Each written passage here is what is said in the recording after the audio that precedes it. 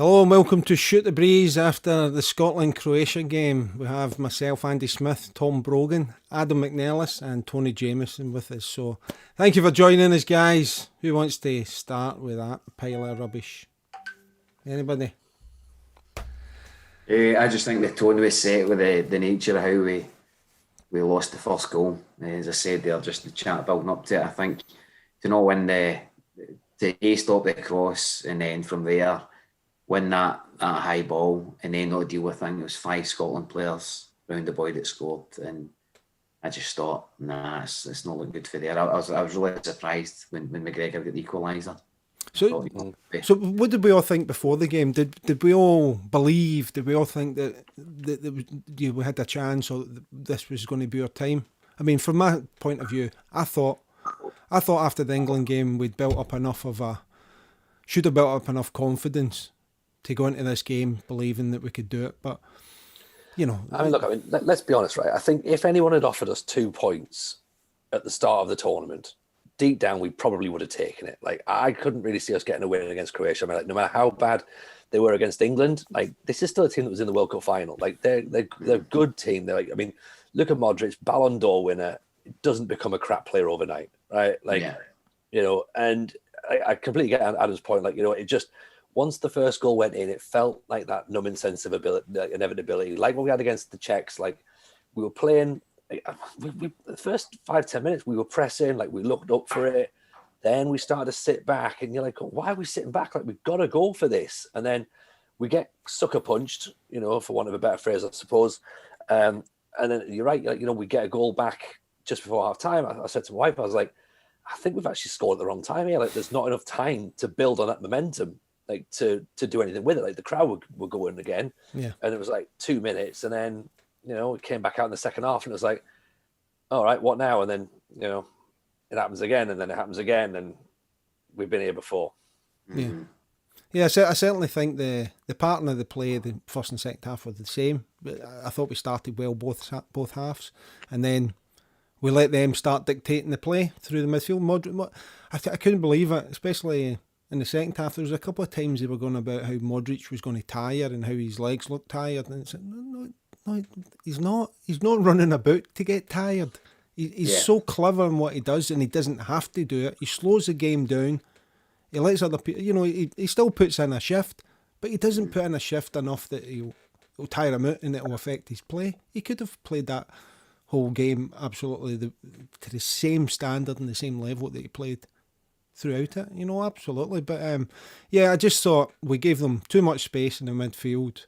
And at the end of it, we went out with a whimper, I think, which is the saddest thing of the lot. For me, I know I went on about, I just want us to score a goal, which we did, and, brilliant. But I just would have liked us to have went out with a better sort of performance, or a bit more effort, a bit more belief in ourselves. Yeah. Yeah, it reminded me of when they got the second goal, I had that same kind of sense of like Morocco in World Cup '98. Just thinking that I bet you they got a third. I had a feeling. Yeah. But it's not going to go 2 each and then a dramatic late winner for us. I just had it whereby I was going to try and get the equaliser, leave ourselves more open. And the thing that I found really strange about Modric as well was the kind of commentary was he's 35, and I think, well, 35 now is completely different to 35, 30 years ago. Yeah. You think of the advances in fitness, kind of scientific analysis and sports coaching and all the stuff that they do. It's you see the way a guy like Ronaldo keeps himself fit. So again, let's Modric. This guy's been playing top level all these days. He's not going to. He's not looking for a move into junior football or anything like that. He's obviously going to be. He's obviously, and the type of role he plays as well. He doesn't need to be running about for 90 minutes. But yeah, the space he was allowed is just baffling. I don't really know what the game plan to deal with him was.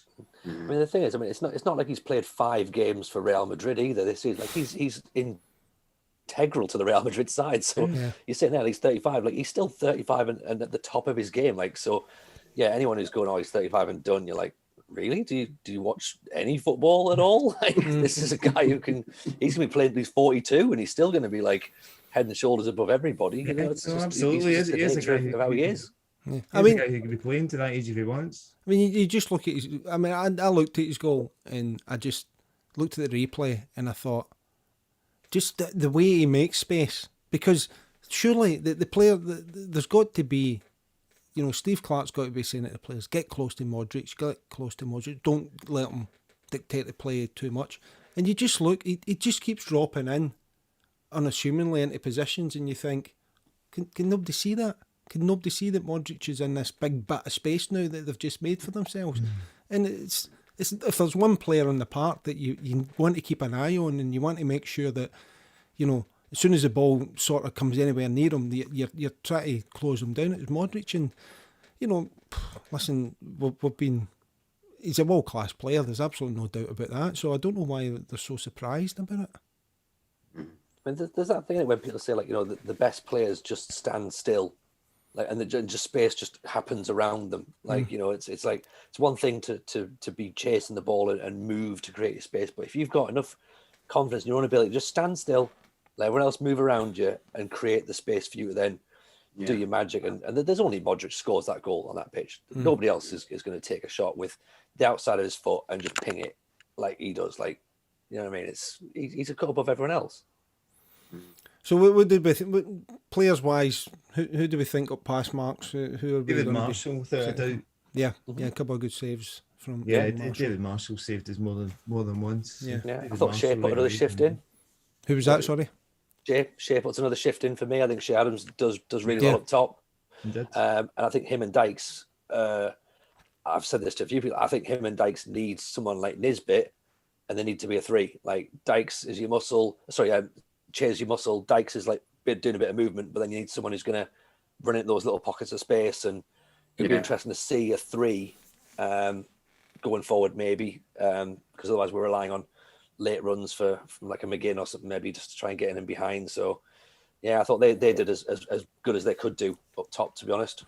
I was a bit supportive of Dykes with a few people on Twitter. I didn't think he was that really the problem today, but I don't think going forwards it can be Scotland's option up front. No. I think Shea Adams has made I think he looks good enough. He looks, the ball sticks to him. He's clever. He's strong.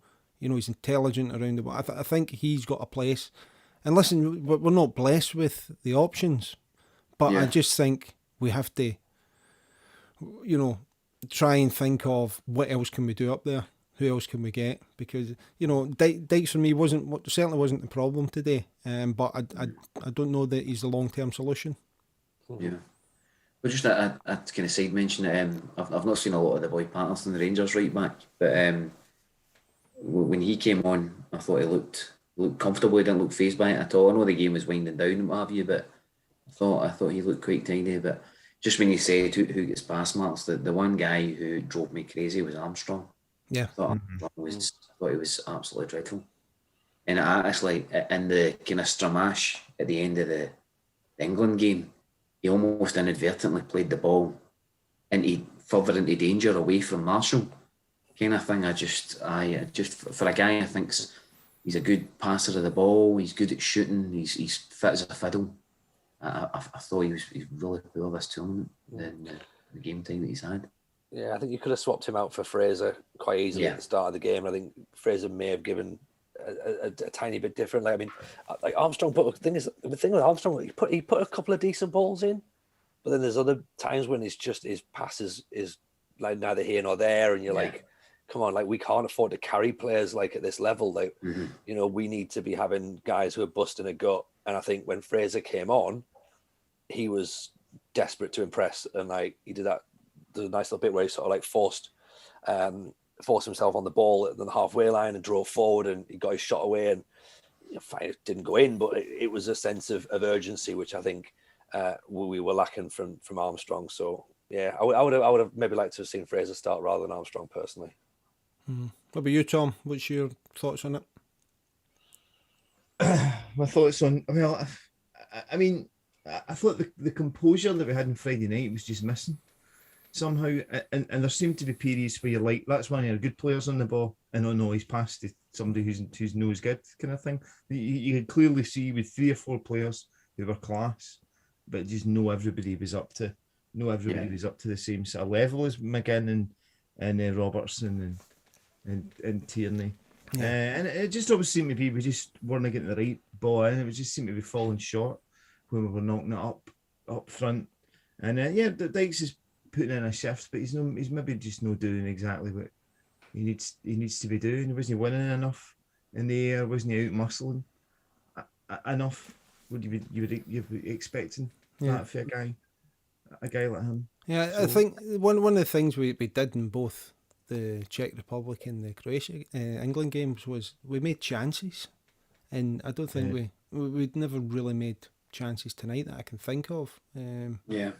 I mean, their keeper looked. In fact, I quite like to look at their keeper for most of the game. I think he looked really confident, just in everything he did, whether it was just kicking the ball out or taking the ball with it, and he looked like one of those keepers that I just thought we're going to take some beating for him anyway. But I don't really. He's going to have to look confident if he's wearing like bright green leggings. Like, let's be honest, like, you're going to have to be a half decent player. I'm a Scotland bright top here, so the goalie top. Yeah, but... I mean, like you're right. Like we were creating half chances. We weren't creating chances where you're like, oh, that was the moment. Like it was just. Like I think McGinn had that sort of effort towards the end where it comes across him and he sort of goes with his left foot. And I think McCoy was saying, go with your right foot. And you look at the reverse angle, like, I don't really know if he can go with any foot, to be honest. Like, he ends up in and the ball's around him. Like, there's the moment where like he heads the ball back across the goal, which is really intelligent. But again, it's not going to get us the goal. And McTominay has a header that he's just too far out. That's not really a chance because it bounces in front of the goalkeeper. And you're like, well, yeah, it's just bits. Yeah. I think that's the disappointing thing, that it was just bits and there was no keeper makes a great save. Oh, it's off the line, or it's a last ditch tackle that's cleared it. It's just, if it goes in, you're sort of like amazing, but you at the same time you're like, it doesn't go in. It's not going. Wasn't even meant to be going in. Like, yeah. So what's next for us? What's next for Scotland? Kieran Cup again? Are we going to retain that, or is it the World Cup that we're looking for next? I think you mentioned the World Cup, Tony. Was that right? Yeah. Well, the thing is, I mean, like I've said this to like a mate of mine who's a Wales fan. He says we're in a similar situation to them. Like, couple of world class players or good quality players who are playing at the top level, and the rest is bits of kids. And I think we're in a slightly better position that our top players are still going to be in their prime in the next World Cup and even the next Euros. Like, whereas Wales, I mean, Bale and Ramsey are going to be lucky to see the next World Cup, never mind the next Euros. So I think for us, we've got to look forward to the next tournament. Take this as a learning curve. Like, we need to learn quickly. We had to learn quickly against the Czechs. We get punished at this level. We've got a lot of good young players coming through. Let's try them. Let's see what's what. I mean, we're going to have positions that we're going to need to fill. Like, we're going to need a new goalkeeper relatively soon. Like, like Marshall and McGregor are both a bit older. Craig Gordon's a bit older as well. So we're going to need a younger goalkeeper coming through. Defensively, like, we've got some good heads in there. But again, you want another young player coming through. If you're playing like a left back and a central midfielder in central defence, you need more centre halves. Simple as that. But why not use it as an opportunity to build? Like, get to another tournament. Just get to the tournament. That's all we need to do. Get to another one, and then get to another one, and then it just becomes habit. Yeah, but I know it's easier for us to say right here, but just use this as the experience and use it as the platform to build on. This is the thing, though. We're greedy. We said get to this tournament, and we weren't happy with that. In advance we would have said, just get in here. But once we're there, it's like, we've got a chance of qualifying, blah blah blah. But listen, the last week and a half or whatever for me certainly would have been, I can watch a few games, I'll follow it maybe and see how it goes. I'll watch the England games, blah blah blah. But with Scotland being there, it just gives you so much. There's nothing like having an interest in a game of football to make it more interesting, more exciting. So absolutely, we do need to be there. I don't know. I'm just a bit gutted that, as I say, I'm my biggest disappointment is just how we went out. I just didn't think we went out in a manner that suggested that we had an opportunity to go through tonight. Yeah. What did we think of the TV coverage, punditry, etc.? I really didn't care for Kevin Gallagher. I did not. Adam and I were watching it on STV, and Andy and Tony would have been watching it on ITV4. I watched it on STV tonight, and I thought I'd have a wee change, since every time I've done this, everybody else is watching it on STV. But Tony's contrary tonight, so he watched it. So my thing would be that I think Gordon Strachan's ears are gone, because every time he was asked a question, he was like, "What? Pardon me," and he was blaming the crowd and stuff. But I do listen. Gordon Strachan is entertaining. I do like Gordon Strachan. In situations like that. But yeah, I wish I'd listened to. I wish I'd listened to ITV4 with the Alan McCoy. Was it on ITV4, Tony? Yeah, McCoy was great. Like he was doing really, really good. And he's been great like throughout the tournament, and not just for Scotland. And it's just it was nice. It was just nice to hear a voice that was not just talking about England all the time, which is like a thing you never get in these tournaments. Yeah. Like you watch a Scotland game and they're not talking about bloody, Gaza, Jadon Sancho goal and from Gaza, 90 and minutes. you're like, nobody cares. Like this is our time this time. Like, let us talk about us. But yeah, again, I mean, look, if this is the thing that we're going to pick fault with the tournament, that we're wondering who the commentator is, like, I mean, look, I'm 41 years old, right? And this is what I'm allowed this year, right? This is what it's all about. Right? I've got a sticker book this time, right? Didn't get a sticker book in the last tournament, so doesn't matter. Yeah. I've believed for the week. That's all I've done. I've believed. That's the thing I've liked as well. Just that there has been a buzz. So the only excuse they used to do about Paul McStay, there's a buzz about the place, but there has been genuinely a buzz about everywhere you go, people with Scotland shirts on, salt tires hanging out of taxis, on wee radio on the kind of the wee flag bit you get about of taxis, people with the salt tires on, and there's been a buzz about it, and getting that draw against England when people were very arrogantly, kind of predicting 4-5-6-0 drubbings and stuff like that. You can get a real kind of sense of the energy that comes with it. So I just think if you were to do kind of what Wales have done the past couple of tournaments, or the past 2 Euros, is just to get a win and then maybe even a draw, and just have enough to just push through into uncharted territory. I mean, the place would go wild. Yeah. People would be right up for it.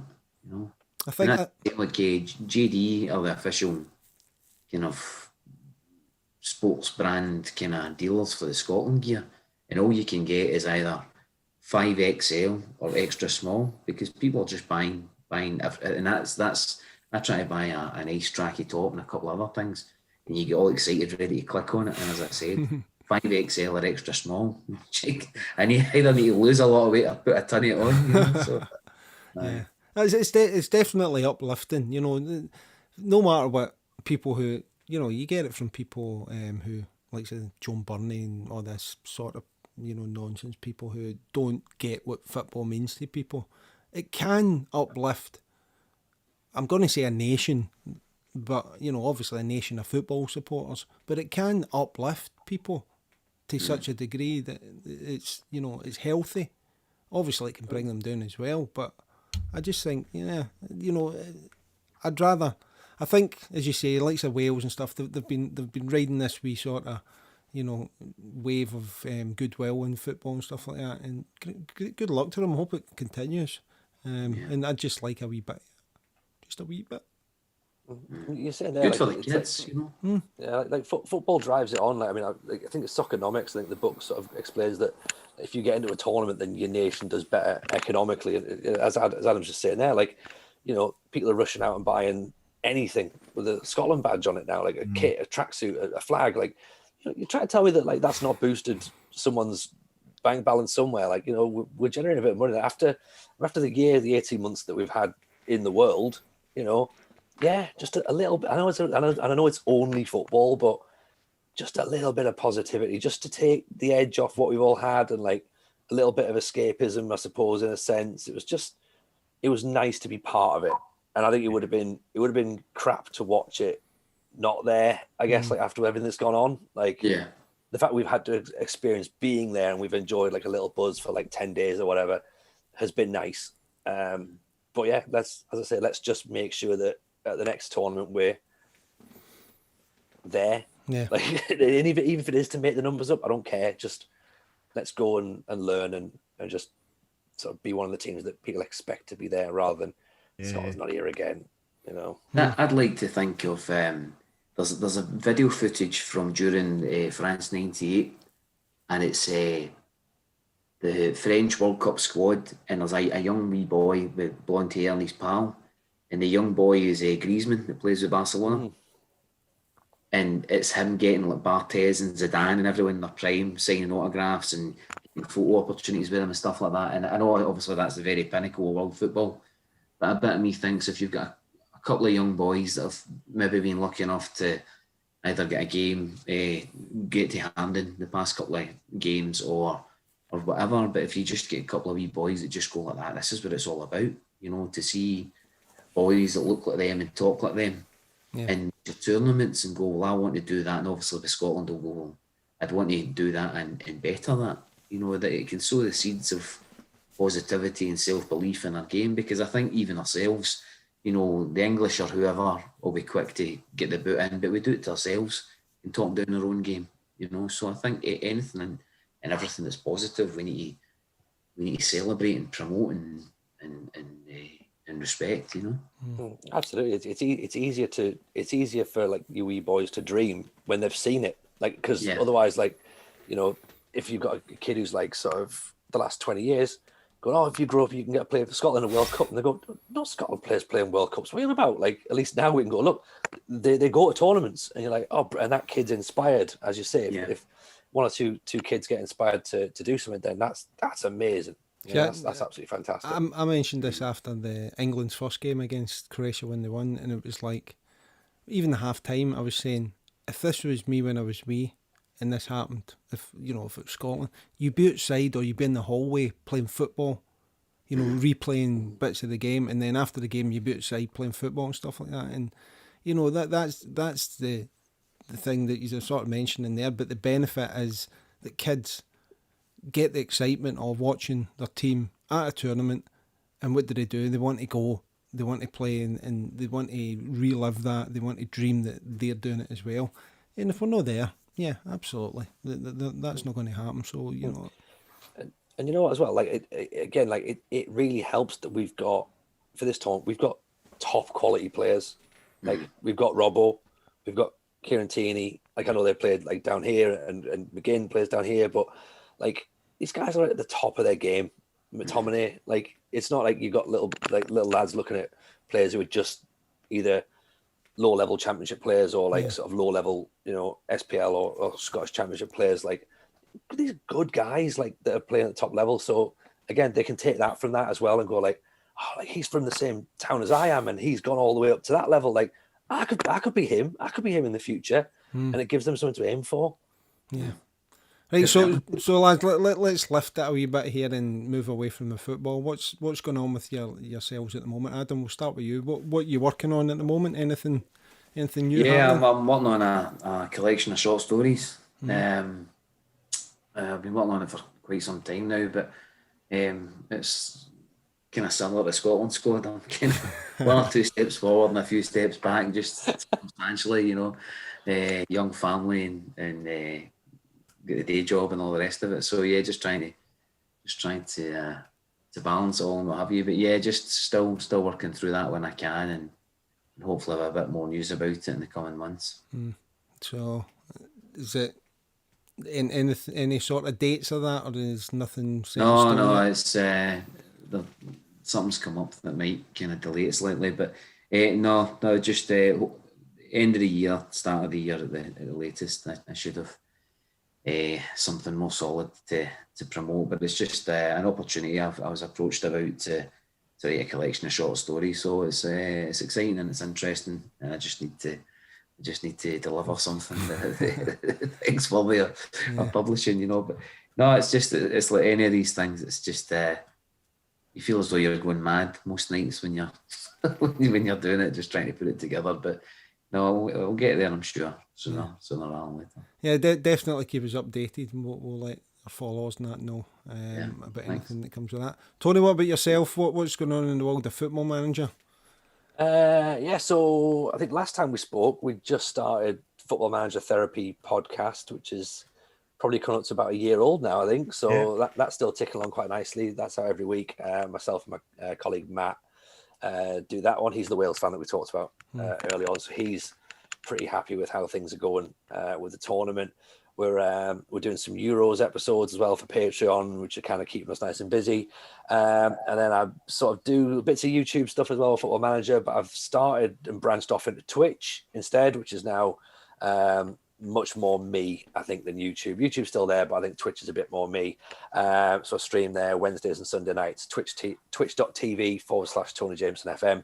I'm currently managing Peterborough, although it depends on when this goes out, because possibly either going to get sacked or leave on the next stream, because it doesn't look like we're going to get promoted. It started off as a Sunderland save and I got sacked after 6 months, so it's not going well. But yeah, it's good fun. So we're building like a nice little community down there. So yeah, something a bit different in it. And you know, it makes up for the fact that comedy circuit is still nowhere near coming back. So it's as close to stand up as I'll get. We were talking about that a year ago when we were on. We thought it was just about coming back to the end, and it's still... Yeah, back. Yeah, it is what it is. Like, as I say, I think YouTube was good in terms of actually making content and stuff, but Twitch is a bit more interactive, so I get that humanistic interaction that I wasn't getting, and obviously I was missing from stand up. So so that's great. So as I say, when stand up comes back, we'll get back to it at some point, I'm guessing. And is your live Championship Manager show still up on YouTube? It is, yeah. So it's that's Tony Jameson FM on YouTube. So Football Manager Ruined My Life. We had it on Steam. Like I was the first comedian in the world to have a stand-up special on Steam. And then we sort of like decided at the start of the pandemic, we're like, right, you know what? Let's just release it for free and get more people looking at it, because people were just looking for stuff to watch. So I was like, right, there you go. It's up there for free. We've had it for a while, so go and check it out. So yeah, go and have a watch. Just as you're saying that, I'm actually kind of cringing. I had to go cold turkey with Champ Manager. You're not the first. I swear to God, it completely steals me. It steals my soul. I used to play the 01-02 season. Yeah. Got to like 2 years ago, and I'm like that. I've nearly been playing this for 20 years, and I find myself, see if I'm daydreaming, even though I'm clean. I'll find thinking about, mind that time I won the double with Dundee United in my second season and stuff like that. And I'll my formations and who I signed, and honestly, it just completely suits you. In that case, all I'd suggest is don't watch it, because it'll bring you back. But we had one of the guys that when we were touring it around, I used to just chat to people in the show, and I was like, all right, similar there, like, how long have you been playing the game? And this one boy goes, I'm 5 years clean. I was just like, just when you said clean there, I was just reminding me, I was like, oh, he's right as well. He's right, that boy. Yeah. Well, honestly, I don't know what's in it. It's like there's a secret algorithm in there somewhere. Yeah, I think so. Like nicotine back in the 40s, where in the future they'll say, oh, it's amazing that was legal back then. Yeah, like Championship Manager they let people just wander into shops and buy this for like 15 quid. It's every year as well. Every year, just like, oh, I'm fine, I'm bored now. Oh, a new one, wow, brilliant. Like, you know, I'll have that again. Yeah. Because anyone who's not either into computer games or particularly into football, they're like, I just don't get it. What don't you get? Like all these guys in Bosman's for next season. I've got rid of the dead wood. My wage bill's down. All the rest of it. You just see totally consuming. Mark Kerr's won me a Champions League. What are you not excited about? Mark Kerr has done this. That's it. Right, guys. Let's So basically, we're all a bit disappointed from tonight. The only benefit from me was I only had one more Scotland top to wear that was different. So we could have only got to one more round, and then I would have been struggling to wear a different shirt. So at least that's a positive. Is that okay to take that as a positive? So listen, thank you for joining us tonight, guys. It's I was hoping for a loss, a draw, and a win. I'm hoping for the win tonight, but you know, true to form, Scotland let us down, but yeah, we're not going to let it ruin our lives, are we? So thank you again for joining us. Keep us updated with the work that you're on Shoot TB _podcast and Scottish Footy Cards as well, and we'll tweet it out and things like that. So take care of yourselves, and Tom, take care of yourself as well as always, and everybody else. Thank you for joining us. Right, okay. And till the next time, let's shoot the breeze.